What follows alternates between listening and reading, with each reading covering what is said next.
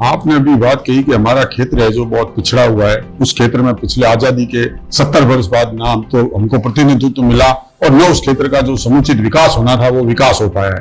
तो आपका अगर इस विधायक के रूप में माने तो आपका क्या विजन है कि आप जैसलमेर का किस तरह से विकास करेंगे? जिस तरह में आजादी के बाद में देश के हालात रहे हैं कि देश की आजादी में जिन्होंने सहयोग किया या जो इतिहास में जिन्होंने लड़ाइयां लड़ी, अपन अगर बात करें महाराणा प्रताप की तो उनको भी अकबर से हारा हुआ बताया गया, जबकि इतिहास वास्तविक इतिहास देखे तो महाराणा प्रताप कभी हारे भी नहीं थे। तो ऐसी ही स्थिति अपने जैसलमेर में भी है। अपने कई इतिहास जो आजादी के 70 वर्ष के बाद में भी लोगों के सामने नहीं आ पाए, तो आपने कोई ऐसे प्रयास किए जिससे ऐसे लोगों को समाज में उचित स्थान दिया जा सके, इतिहास में जो उनको स्थान नहीं मिल पाया अब उनको स्थान दिया जा सके? सर्वे की बात करें तो सर्वे में भी आप अच्छे रूप से आए, आपकी जिस तरह की छवि है वो भी पब्लिक के सामने है।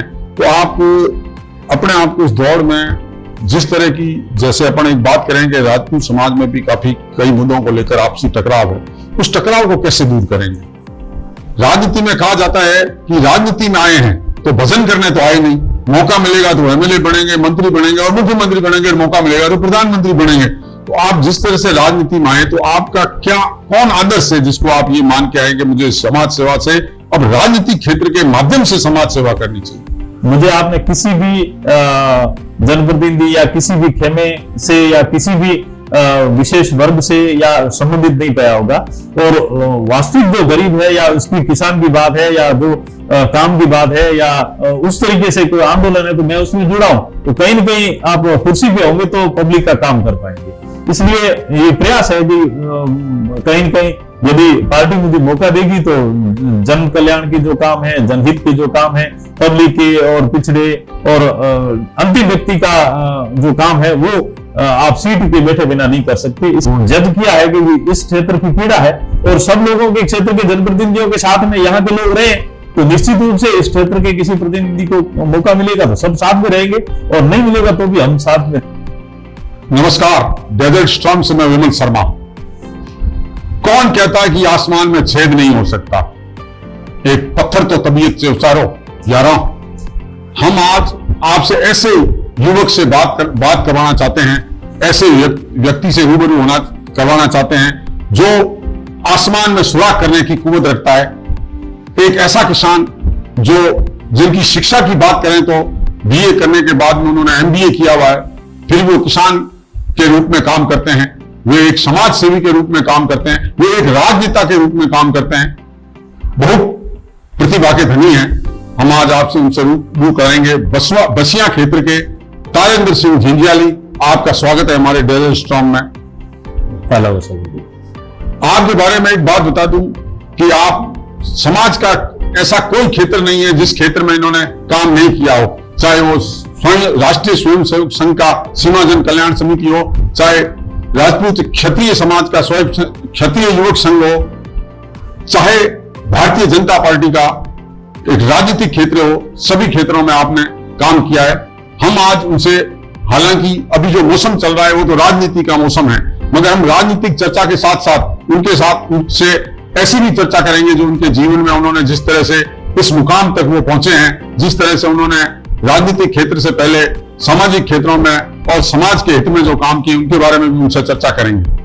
तारेंद्र सिंह जी, आप राजनीतिक क्षेत्र में तो जितने दूसरे राजनेता है वैसा आपने प्रयास नहीं किया, मगर लंबे समय से आप अपने समाज सेवा के रूप में, चाहे वो क्षत्रिय युवक संघ के माध्यम से हो, चाहे वो सीमा जन कल्याण समिति राष्ट्रीय स्वयं सेवक संघ के माध्यम से, तो हम आपसे जानना चाहेंगे कि आपने किस तरह से समाज सेवा को चुना और किस तरह समाज क्षेत्र में काम करने का प्रयास किया? गुरुदेव, मैं 93 में बाड़मेर से सीनियर करके यहाँ आ गया था। उसके बाद में कॉलेज प्राइवेट करी और साथ में मेरा राष्ट्रीय स्वयंसेवक संघ के कार्यकर्ताओं के साथ उठना बैठना था। धीरे धीरे उनके कार्यक्रमों में सहयोगी बना, एबीपी के कार्यक्रमों में भी सहयोगी बना और विशेष तौर से सीमा जल कल्याण समिति के उस समय जो प्रचारक हुआ करते थे उनके साथ में बॉर्डर पे घूमने का इधर उधर कार्यक्रमों में गया। फतेहगढ़ तहसील के महामंत्री का दायित्व था मेरे पास। उस समय अकाल रात के कार्य, पशु शिविरों के आयोजन जो हुए थे उस समय मुझे उस शिविरों का काम दिया, आंखों के जो ऑपरेशन कैंप लगे थे उनमें, और दूसरे जो भी शौर्य दिवस का कार्यक्रम हुआ म्याजदार में उसमें भी अभ्यास वर्ग हुए, एक चौटम में हुआ, एक हरसानी में हुआ, एक ख्याड़ा में हुआ, सभी कार्यक्रमों में उपस्थिति रही।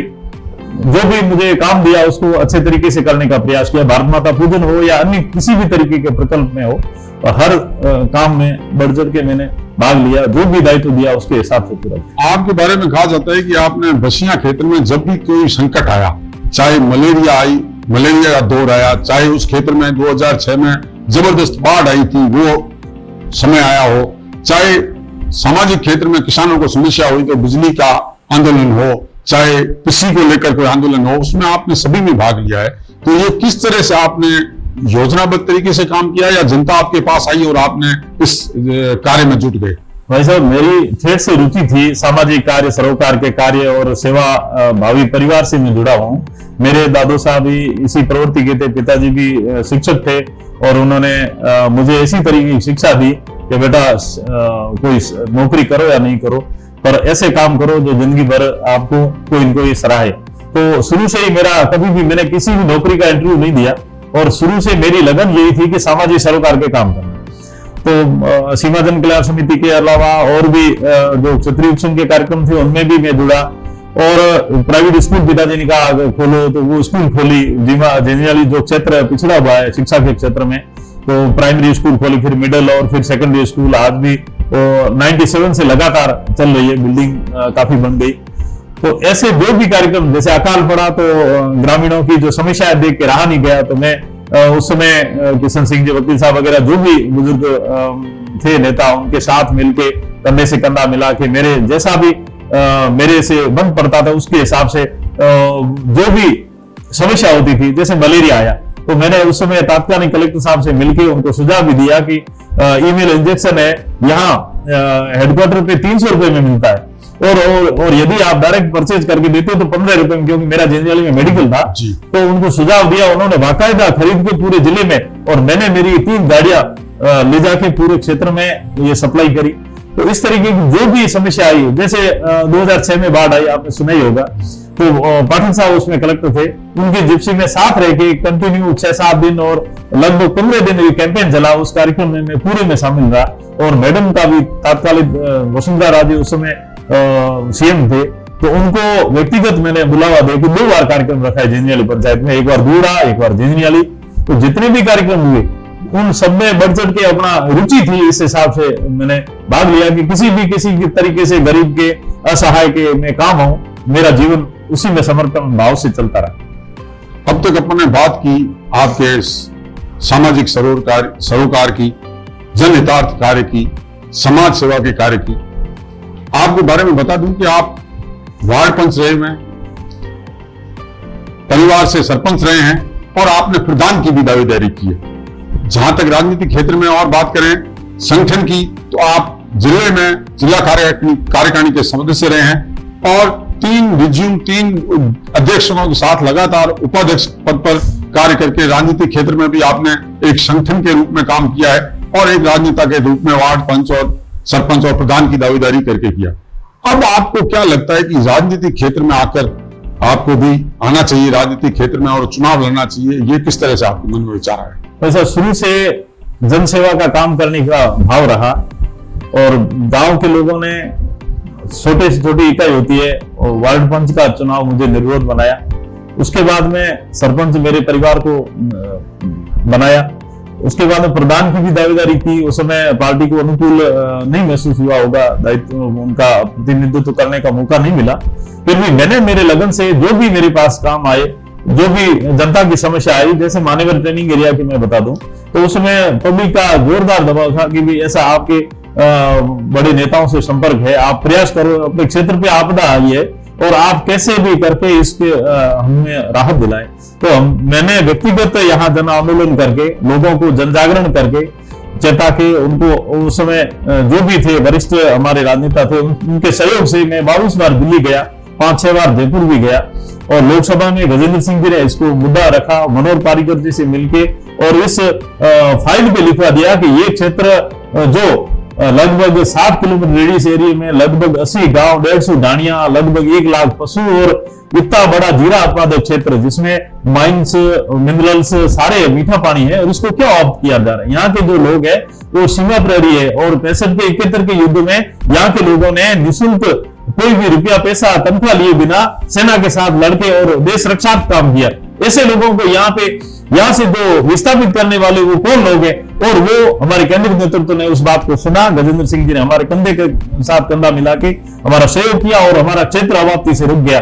ऐसे सरोकार के काम करने का ठेठ से मन रहा, और अभी जनता चाहती है कि इस क्षेत्र को लंबे टाइम से प्रतिनिधित्व तो नहीं मिला और आप करो दावेदारी। मैं तो ये सोचता हूँ हमारा भाजपा परिवार है वो बिल्कुल ग्रास रूट से उठे हुए कार्यकर्ता वो उठाने वाला है, मुझे कहीं कहने की आवश्यकता नहीं। मैंने दावेदारी मेरी करी है, किसी को भी टिकट मिलेगा तो मैं उसके साथ रहूंगा, यदि मुझे टिकट मिलेगी तो मैं भी पब्लिक की सेवा के लिए हाजिर रहूंगा। आपने बताया अभी जिस तरह से अवाप्त हो रही थी जमीन, मुझे पूरा याद है, वो आप उस आंदोलन में बहुत उस कार्य में अग्रणी रहे थे। मैंने भी एज ए पत्रकार के उसको बहुत कवर किया था। हमने बहुत ही एक एक बात बताई थी जनता को कि इस तरह से अगर इस क्षेत्र की जमीन अगर चली जाएगी तो इस क्षेत्र के लोगों को कितना नुकसान होने वाला है, जिले को कितना नुकसान होने वाला है। आपका उस समय जो आपने भूमिका निभाई थी बहुत महत्वपूर्ण भूमिका थी। राजनीति के बारे में आपके बारे में एक बात कही जाती है कि आप वैद्य साहब सर क्षत्रिय विरोध संघ के जो संस्थापक है, संस्थापक तो तन सिंह जी थे, अभी जो प्रदेश अध्यक्ष है, जो राष्ट्रीय अध्यक्ष है जिनके आप बहुत करीबी माने जाते हैं, और जल मंत्री गजेंद्र सिंह जी के बहुत करीब माने जाते हैं। इसलिए लोगों में एक धारणा बनी है कि टिकट आपको मिल सकती है, तो इस बारे में आपका क्या कहना है? भाई साहब, ये मैं जन्म से, मेरे पिताजी भी क्षत्रिय युग संघ के स्वयंसेवक रहे और मैं भी जन्म से क्षत्रिय युग संघ की शाखाओं से जाना, छोटे मोटे जो भी दायित्व मेरे पास रहे। उसके बाद में आज 2020 से मेरे पास संभाग प्रमुख का दायित्व है। मेरे यहाँ जैसलमेर जिले पूरे में 7 प्रांत है और 35 मंडल है। हमारा संरचना है जैसे आरएसएस में रचना होती है उसी तरीके से क्षत्रिय संघ का काम है। हर गांव, ढाणी और मोहल्ले तक हमारे कार्यकर्ता है, तो ऐसे रचनात्मक काम क्षत्रिय संघ करता है। मेरी रुचि ठेठ से सामाजिक काम और ऐसे सरोकार के काम करने की रही, तो मैं उनके काम अच्छे तरीके से, मेरे को जो दायित्व दिया मैंने अच्छे तरीके से करने का प्रयास किया। तो मेरे ऊपर विश्वास जता कि मुझे उन्होंने इस योग्य समझा। और गजेंद्र सिंह जी, कई लोगों का है कि भाई इनकी नजदीकियों से ये है, वो पारिवारिक रिलेशन और भी कईयों के पास है, पर मेरा सांगठनिक दृष्टि से उनके साथ उठने बैठना रहा। वो लगभग हम 82 से एक दूसरे के साथ में उठना बैठना, शाखाओं में जाना, शिविरों में जाना, तो सिर्फ रिश्तेदारी की वजह से या ऐसा कुछ नहीं है। सांगठनिक तौर से हमने साथ में काम किया, उनको विश्वास है, इसलिए हम एक दूसरे से प्रेम से रहते हैं, बैठते हैं। राजनीतिक क्षेत्र की चर्चा करें तो इस आपाधापी में जिस तरह से भाजपा की लंबी फहरिस्त है एमएलए की दावेदारी करना, उसमें आप अपने आप को कहां पाते हैं? भाई साहब, मुझे तो पूर्ण विश्वास है कि हमारे क्षेत्र जैसलमेर का जो दक्षिणी एरिया है वो आजादी के बाद आज तक कभी भी प्रतिनिधित्व नहीं मिला इस एरिया को। जैसे ये क्षेत्र बिल्कुल कोई पाकिस्तान का हिस्सा है, राजनीतिक दृष्टि से आज भी पिछड़ा हुआ है, और जो भी पार्टियां रही हो या जो भी जनप्रतिनिधि रही हो, आज से पहले 15 रहे हैं, किसी ने भी इस क्षेत्र को मुड़ के नहीं देखा। तो यहाँ के लोगों की पीड़ा है। लगभग 72,000 वोट हमारे इस क्षेत्र के हैं और हमेशा बीजेपी समर्थित क्षेत्र रहा है, और 80% भाई साहब ये बीजेपी को वोट देते हैं। और सबकी ये मांग है कि हमारे क्षेत्र को प्रतिनिधित्व मिले, और उसके बाद में जिसको मिलती है टिकट उसके साथ में रहते हैं। तो मुझे पूर्ण विश्वास है कि अब की पार्टी है जो मोदी जी का जो विजन है, वास्तव में जो उनके सर्वे हुए हैं 3-4 और क्षेत्र में जा जज किया है कि इस क्षेत्र की पीड़ा है, और सब लोगों के क्षेत्र के जनप्रतिनिधियों के साथ में यहाँ के लोग रहे, तो निश्चित रूप से इस क्षेत्र के किसी प्रतिनिधि को मौका मिलेगा तो सब साथ में रहेंगे, और नहीं मिलेगा तो भी हम साथ में रहेंगे। आपने सर्वे की बात की, सर्वे तो होते रहते हैं, हमारे यहाँ भी सर्वे करवाया था, हमारे चैनल द्वारा भी हमारे आसकर्ण सिंह जी इन्होंने करवाया था, उसमें भी आप अव्वल आए थे। तो आप अपने आप को इस जो दौड़ है उस दौड़ में सर्वे की बात करें तो सर्वे में भी आप अच्छे रूप से आए, आपकी जिस तरह की छवि है वो भी पब्लिक के सामने है। तो आप अपने आप को इस दौड़ में जिस तरह की, जैसे अपन एक बात करें कि राजपूत समाज में भी काफी कई मुद्दों को लेकर आपसी टकराव है, उस टकराव को कैसे दूर करेंगे? साहब, ये जो अभी मामले चल रहे हैं जो आपने कहा टकराव वाला, क्षत्रिय योग संघ एक ऐसा संगठन है जो क्षत्रिय के मूल गुण है, शौर्यम तेजो धृतिर्दाक्षम युद्धे चापे पलायनम दानम ईश्वर भावच छात्रम कर्म स्वभावजन, उन गुणों को डेवलप करने का काम करता है, उनको संस्कार रूप में उन बच्चों में संस्कार निर्माण का कार्य करता है। तो वैसे तैयार जो पौध है उनके अंदर ऐसा भाव कहीं है ही नहीं। और जो इसमें संशय आते हैं वो तारेंद्र सिंह जींदनियाली, पीछे गांव का नाम, किसी में सोडा भाटी या जसोड़ ऐसा कुछ नहीं होता। इसलिए मुझे विश्वास है मेरे साथ जो भी स्वयंसेवक है, क्षेत्र के जिले के हर कोने के कार्यकर्ता है, उन सब में किसी में ऐसा भाव नहीं है और हम कंधे से कंधा मिला के एक दूसरे का सहयोग करते हैं, एक दूसरे के सुख दुख में साथ रहते हैं। मुझे पूर्ण विश्वास है ऐसा कोई भी भाव हमारे लोगों में नहीं। समाज हित की बात की है। अब राजनीतिक क्षेत्र में बात करेंगे। राजनीति में कहा जाता है कि राजनीति में आए हैं तो भजन करने तो आए नहीं, मौका मिलेगा तो एमएलए बनेंगे, मंत्री बनेंगे और मुख्यमंत्री बनेंगे, और मौका मिलेगा तो प्रधानमंत्री बनेंगे। तो आप जिस तरह से राजनीति में आए तो आपका क्या कौन आदर्श है जिसको आप ये मान के आए कि मुझे समाज सेवा से अब राजनीतिक क्षेत्र के माध्यम से समाज सेवा करनी चाहिए? सब आदर्श के रूप में आप कहें तो नरेंद्र भाई मोदी मेरे आदर्श हैं, जिन्होंने देश को ऊंचा स्थान दिया है, भारत को विश्व गुरु बनाने का जो काम किया है नरेंद्र भाई मोदी ने किया है। और उनके जो विजन है, उनका जो सपना है, वो उनका कोई घर नहीं, उनका कोई परिवार नहीं, वो सिर्फ देश के लिए रात दिन दौड़ते हैं। तो उनके विजन पे मेरा भी मन होता है कि देखो इतना देश के लिए वो इतना कर रहे हैं, तो मेरे जैसे भी जितना बन पड़े तो कहीं न कहीं आप कुर्सी पे होंगे तो पब्लिक का काम कर पाएंगे। इसलिए ये प्रयास है कि कहीं न कहीं यदि पार्टी मुझे मौका देगी तो जन कल्याण के जो काम है, जनहित के जो काम है, पब्लिक के और पिछड़े और अंतिम व्यक्ति का जो काम है वो आप सीट पे बैठे बिना नहीं कर सकते। इसके लिए प्रयास है। देखो यदि पार्टी योग्य समझेगी तो मुझे मौका देगी, अन्यथा जिसको मौका देगी उसके साथ हूँ। आपने अभी बात कही कि हमारा क्षेत्र है जो बहुत पिछड़ा हुआ है, उस क्षेत्र में पिछले आजादी के 70 वर्ष बाद नाम तो हमको प्रतिनिधित्व मिला और न उस क्षेत्र का जो समुचित विकास होना था वो विकास हो पाया है। तो आपका अगर इस विधायक के रूप में माने तो आपका क्या विजन है कि आप जैसलमेर का किस तरह से विकास करेंगे? साहब जैसलमेर है जो आजादी के बाद में आज तक वास्तव में ये जिस तरीके से जनप्रतिनिधि को काम करना चाहिए, जिस तरीके से विकास का काम करना चाहिए, जिस तरीके से गरीब तबके का और गाय का और ओरण का, गोचर का और भूमिहीनों का और ये जो कंपनियां जिस तरीके से जमीन की लूट बचा रखी है, इस तरीके का वास्तव में काम होता ही नहीं है। बनने के बाद में सब अपनी अपनी दुकानें चलाने में लगे रहते हैं। पर मेरा ये विजन है कि ऐसा हमारे माइतों ने सर दे के जमीनें रखी, उस जमीनों के ऊपर गिद्ध दृष्टि डाली हुई और ये सरकारें और ये जो कंपनियां इस तरीके से लूट और खसोट और बंदर बांट कर रही है कि जिसका कोई अता पता ही नहीं और वो 25,000 बीघा ले जा रहा है, जिसका कोई नामो निशान नहीं और वो 500-500 बीघे की फर्जी ये डिग्रियां हो रही है। ये तमाशा मतलब जनप्रतिनिधि और पार्टी या कोई नेता या कोई सरकार कोई एक्शन नहीं ले रही। वास्तव में जो पिछड़ा है या जो वंचित है उसको लाभ मिले। अब किसानों के छोटे छोटे काम है, अब जैसे बिजली की समस्या है गांव में, अब जिसके 100 बोरी जीरा हो गया और वो यदि बिजली उसको मिल जाती ढंग की 6 घंटे तो उसकी 200 बोरी होता। तो वैसा वो कितनी आर्थिक रूप से कमजोर कर दिया किसान को। यहाँ बिजली पैदा होती है और किसान को मिलती नहीं।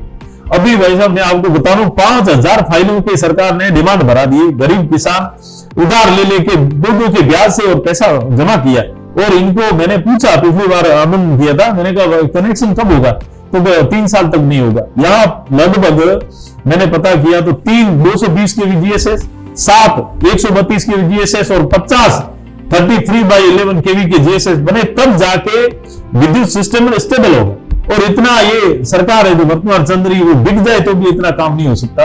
तो ये छोटी छोटी चीजें भी नहीं हो पाई तो बड़ी विजन का तो अपन सोच ही नहीं सकते।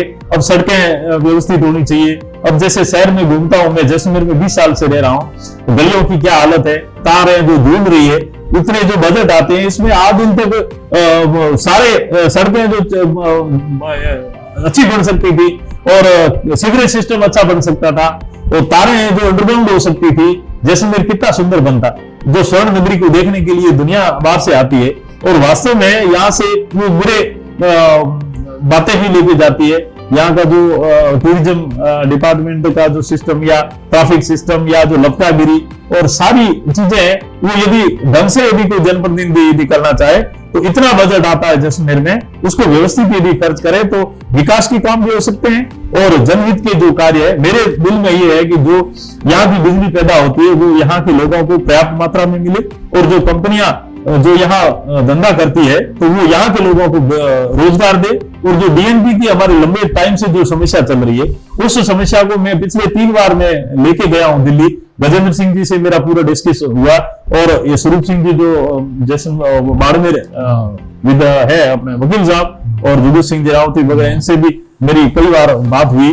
और ये अभी जो रोड वाला मामला चल रहा है उसके संबंध में भी यहाँ जो स्टेट कमेटी ने जो वो प्रस्ताव है, पहले क्या है कि रोड ये जो यहाँ से म्यांमार वाली थी इसको बस हाँ वो रोक दिया था कि भी इसको कुछ और इसको भारतमाला से जोड़ने के लिए, तो उसका बजट बढ़ गया था 500 करोड़ का।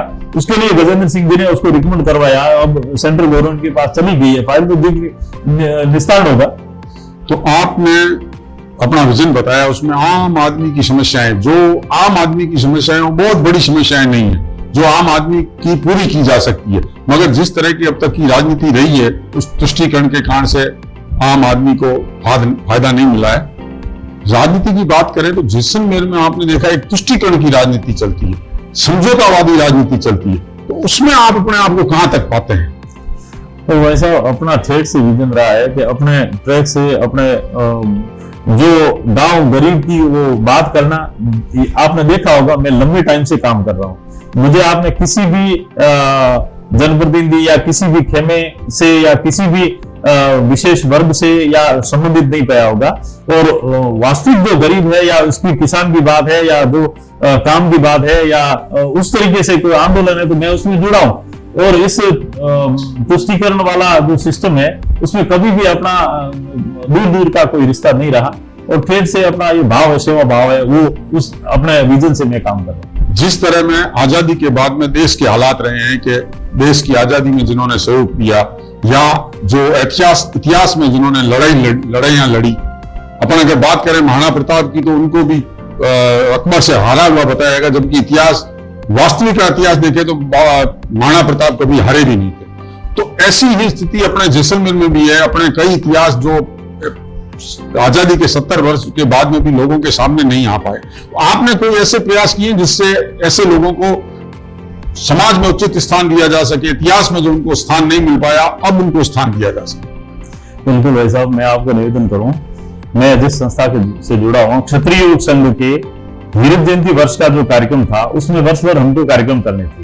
तो माननीय संरक्षक महोदय भगवान सिंह जी रोड साहब सर का यह निर्देश था कि ऐसी जो शख्सियत, ऐसे जो वीर पुरुष, ऐसे जो महान आत्माएं, ऐसे संत पुरुष जिन्होंने बहुत बड़े काम किए, जो आज दिन तक लोगों के दिलों में है, भाटों की कवितावलियों में है, ब्राह्मणों के कंठ में है और मंगनियारों की दोहे और छंदों में है, तो उनको इतिहास में स्थान नहीं मिला। ऐसे लोगों को याद, ऐसे कुछ उदाहरण दे सकते हैं जैसलमेर के अपने इतिहास के जिन लोगों को नहीं मिला और आपने उसके लिए प्रयास किए? बिल्कुल भाई साहब, अपने जैसलमेर के शाके के महानायक महाराज बूदा और तिलोक सिंह जी, जिन्होंने जैसलमेर के किले को बचाने का काम किया, उनका आज दिन तक कहीं भी कोई ऐसा बड़ा कार्यक्रम या ऐसा आयोजन नहीं हुआ कि जिनको हाइट मिल सके। इतने वर्षों बाद में अपन ने इस हीरक जयंती के वर्ष कार्यक्रमों के अंतर्गत उस कार्यक्रम को रखा।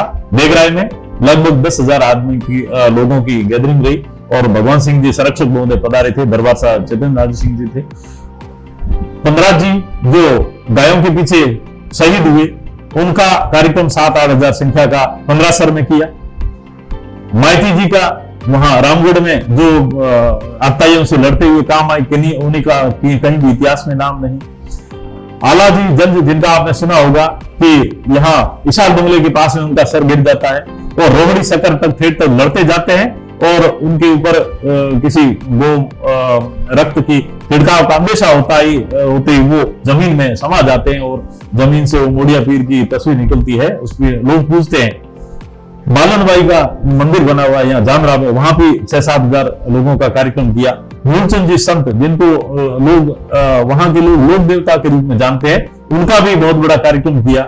रामदेव जी का कार्यक्रम किया वहां यहाँ इधर जैसलमेर में किसान सम्मेलन किया, जो 36 वर्ग के जो लोग हैं उनको सबको इकट्ठा करके और ऐसे कार्यक्रम किए जिससे जन जन तक हम अपने जो किसान की आवाज है वो पहुंचा सके, उस लोक देवता की आवाज है तो सब जन तक पहुंचा सके। ऐसे और भी कई, कोरोना काल में भी हमने 4 कार्यक्रम ऐसे वर्चुअल किए, ये विकासी जी का, ऐसे आबड़ जी का, ऐसे हमने कार्यक्रम किए जो 10-10 हजार 12-12 हजार लोग हैं जो वर्चुअल जुड़े। अभी भी ये 24 सितंबर को 2 कार्यक्रम और होने जा रहे हैं। एक बेला जी का है जो लगभग 24 सितंबर को सुबह 10:15 बजे और 24 सितंबर को 1:15 बजे विकासी जी जो सोनू गांव में हुए, उनका भी कार्यक्रम होने जा रहा है। निरंतर कार्यक्रम चल रहा है। जन्म शताब्दी वर्ष का जो कार्यक्रम है 28 जनवरी को वहां दिल्ली में बहुत बड़ा आयोजन है। उस जन्म शताब्दी वर्ष के उपलक्ष्य में ऐसे 100 कार्यक्रम हम यहाँ करने वाले हैं। ऐसे और भी जो उनको ढूंढ ढूंढ के निकाल रहे हैं। ऐसे कार्यक्रमों करने की रुचि रही है और संघ का जैसे दायित्व था उसके हिसाब से अच्छा करने का प्रयास किया। बात कर रहे हैं तारादेव सिंह झुंझुनवाला से। डेजर्ट स्टॉर्म के लिए अब तक के लिए इतना ही। धन्यवाद।